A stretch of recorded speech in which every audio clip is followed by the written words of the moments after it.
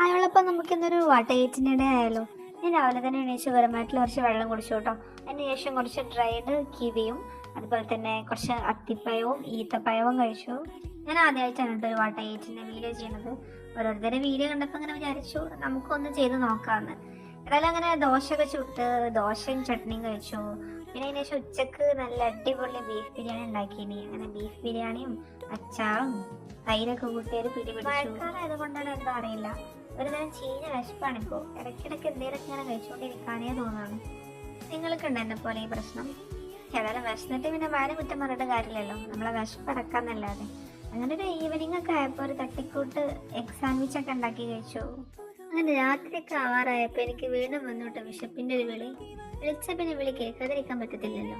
അതുകൊണ്ട് ഞാൻ വിചാരിച്ചു ലേറ്റ് ആയിട്ട് എന്തെങ്കിലും കഴിക്കാന്ന്. അങ്ങനെ ഒരു തട്ടിക്കൂട്ട് ന്യൂഡിൽസ് ഒക്കെ ഉണ്ടാക്കി അതിൻ്റെ കൂടെ തന്നെ 2 മാംഗോയും കൂടെ കട്ട് ചെയ്ത് യുദ്ധം അവസാനിപ്പിച്ചു.